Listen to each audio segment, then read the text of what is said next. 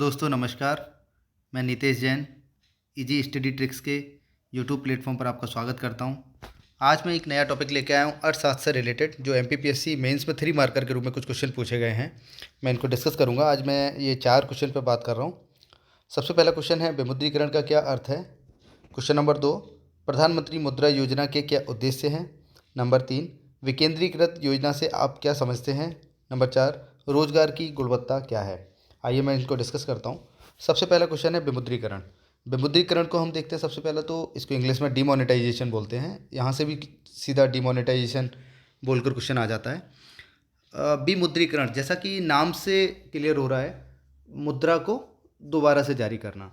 जब गवर्नमेंट को लगता है कि मार्केट में काला धन या जाली मुद्राएं, जाली नोट, नकली नोट मार्केट में ज़्यादा हो गए हैं, तो वो अपनी मुद्रा का विमुद्रीकरण कर देती है, यानी कि पुराने जो नोट हैं उन्हें चलन से सीधा बाहर कर देगी और नए नोटों की उसकी जगह जारी करा देगी, जिसके लिए प्रॉपर समय भी मिलता है सभी को नोट बदलने के लिए। अगर 1 नंबर का नोट होता है तो वो बिल्कुल बदल जाते हैं। इसकी हम डेफिनेशन में देखते हैं, जब सरकार अपनी पुरानी मुद्रा को कानूनी तौर पर बंद कर देती है और नई मुद्रा लाने की घोषणा करती है, तो इससे विमुद्रीकरण कहते हैं। विमुद्रीकरण के कारणों में सबसे प्रमुख है देश की अर्थव्यवस्था में काले धन और जाली मुद्रा का विनाशकारी भूमिका। इसके फ़ायदे क्या होते हैं। इसके फ़ायदे के रूप में हम देखते हैं, सबसे पहला काले धन पर करारा प्रहार, क्योंकि जो काला धन होता है, जो टैक्स मुक्त करेंसी होती है, जो जिन पर टैक्स नहीं दिया गया है, उस करेंसी को ये बाहर कर देता है। दूसरा, आतंकवाद, नक्सलवाद, आपराधिक गतिविधियों पर चोट, या जैसे आतंकवादी या नक्सलवादी या आपराधिक गतिविधि के लिए जो पैसा इकट्ठा करा जाता है वो सीधा सीधा बंद हो जाता है।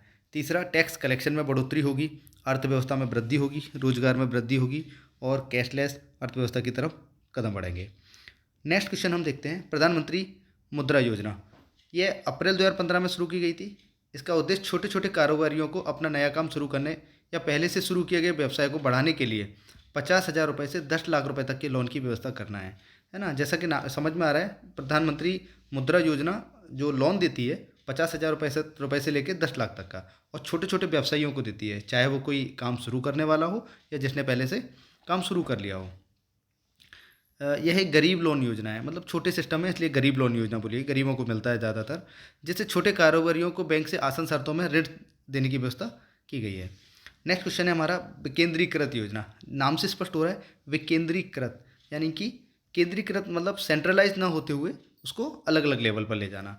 इसके डेफिनेशन में हम देखते हैं, विकेंद्रीकृत अर्थात एक ऐसी प्रक्रिया जिसमें सारा कार्य एक जगह से संचालित एवं निर्मित न होकर अलग अलग जगहों पर संचालित हो। उन्हीं स्तरों पर निर्णय लिया जाए, जैसे अलग अलग लेवल पे होगा तो उन्हीं स्तरों पर निर्णय लिया जाए, और जहाँ तक संभव हो प्रत्येक स्तर पर उठने वाली समस्याओं के समाधान के प्रयास उसी स्तर पर किया जाए।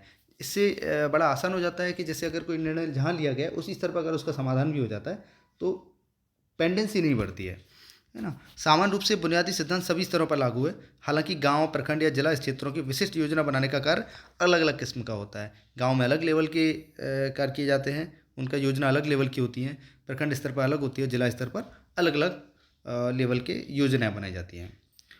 नेक्स्ट क्वेश्चन हमारा रोजगार की गुणवत्ता। नाम से समझ में आ रहा है, रोजगार की गुणवत्ता चेक करनी है। गुणवत्ता कब होगी, इससे तात्पर्य किसी व्यक्ति के काम और गैर कामकाजी जीवन को प्रभावित करने वाली स्थितियों, नैतिकता, कार्य समय की व्यवस्था, रोजगार से जुड़े मौद्रिक और गैर आर्थिक लाभों से है ना। सीधा सीधा समझ में आ रहा है क्या, काम और गैर कामकाजी जीवन को प्रभावित करने वाली स्थितियों, मतलब जो व्यक्ति काम कर रहा है और गैर कामकाजी जीवन को प्रभावित करने वाली क्या स्थितियाँ होंगी, उसकी नैतिकता से संबंधित, या कार्य समय की व्यवस्था कि किस समय पर वो कार्य कर रहा है, कितने घंटे काम कर रहा है ना। रोजगार से जुड़े मौद्रिक मतलब पैसे से संबंधित, और गैर आर्थिक मतलब आर्थिक और गैर आर्थिक दोनों लाभों से है। इससे पता चलता है कि रोजगार की हमारी गुणवत्ता क्या है।